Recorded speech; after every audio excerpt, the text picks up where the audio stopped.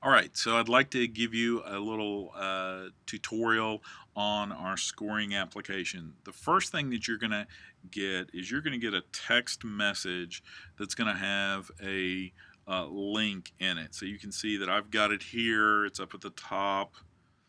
I touch it, and then I get something that says scorecard, and then there's a link here.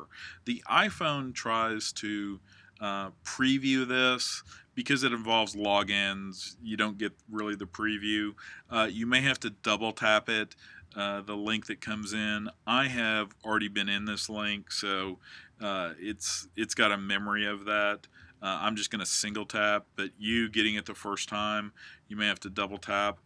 So I single tap on mine, and then up will pop my scorecard. Now the first thing you're going to notice is there's a full 18 set of holes, and then there's some other buttons at the bottom. And notice that hole 5 on my scorecard is marked in yellow. What that means is this is the hole that I'm starting on. This should match up with the information that the golf course has given you as to what hole you're starting on. So we just set this to yellow if we have that information. We don't always have that information beforehand. Let's go ahead. We'll go ahead and touch the yellow one. Notice that it says it's hole number 5. It's a par 4. And then we get a little map here of the layout of the hole. Okay, so we know that from different tees it's 165 yards to get across this spot. It's 285 from another set of tees. It's hole 5, obviously. We know what the handicap is. We know what the yardages are. So we've got some basic information on the hole that's provided.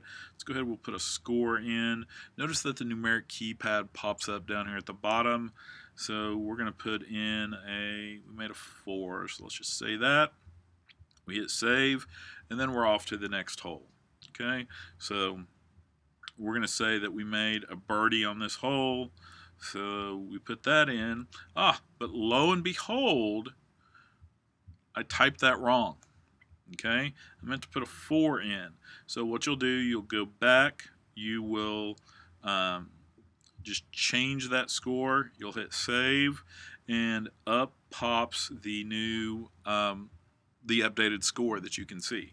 Let's put one more in just so you get a little feel for it. Let's say that we're going to put a 4 in. Okay, then scroll down here to the bottom and notice that you see one button that says scoreboard. So we'll touch it, and this gives you a very quick and easy look into what's the status in the event. Maybe you're competing against some other buddies of yours or something like that. So this will give you a little bit of information. You get your team name on the left, you've got their current score in the middle, and what place they are in the event on the right. If you want to get a little bit more detailed information, you can. Hit the summary scoreboard button, and then up will pop the summary scoreboard. Okay, so notice that it's got my team name, my player's name, and when the last time I put an entry in. Okay, so it shows my front 9 score, my back 9 score, my total score, and what place I'm currently at. And over at the right it says the holes I've played and the holes that I've started. Okay, so I've played 3 holes, my team's played 3 holes, we're -1, and that's our current place. Okay, how is place determined is probably the first question you've got on this. The USGA has some recommendations on place for events like this, and that is that if 2 teams are tied, then after 18 holes, then they take the back 9 score, the last 6 holes, then the last 3 holes, and then the final hole, and hopefully somewhere in there it will break the ties. Okay, if you are still tied after those multiple levels of tiebreakers, then the final thing the USGA recommends is a random draw. Okay, so what we've actually implemented is, if you notice over here on the left-hand side, it says when is the last entry. Okay, and the last entry was done at 3:53. Okay, well, we use that instead of a random draw. The reason for doing this, it's motivation to come in a little bit earlier. Okay, so anyway, so that's the final item. If two teams are tied and then we go to this last item, it just becomes a who's in quicker. Okay, so we can touch the button up here towards the top. It says it'll take us back to our scorecard, and then boom, we're now back on our scorecard. Okay, so we can go in, we can put in more scores, do whatever we need to.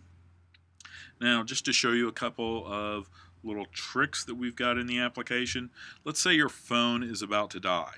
Now, you want to make sure that your phone is fully charged before an event.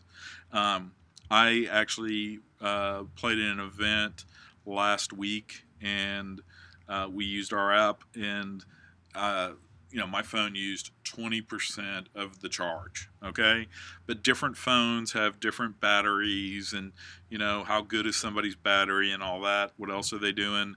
So you want to make sure that your phone is fully charged. However, if you're not able to have your phone fully charged, hopefully you've got somebody who's given us a second cell phone number or email address or something like that. They would show up in the select new scorekeeper option. So in this case, I'm the only person in this team, but let's say I had John Jones in here and I had his cell phone number, then there would be a John Jones button here as well. Another reason to have other people's cell phone numbers and email addresses is that sometimes people drop their phones and break them. I had a situation a while back where literally somebody's phone fell out of their pocket while they were in the cart, and I don't know how it happened, but they ran over it with the back tire on their cart and broke it. So always good to have another scorekeeper. If something like that happens, you just call into the clubhouse. We can make a quick change on who the scorekeeper is. It's really, really simple.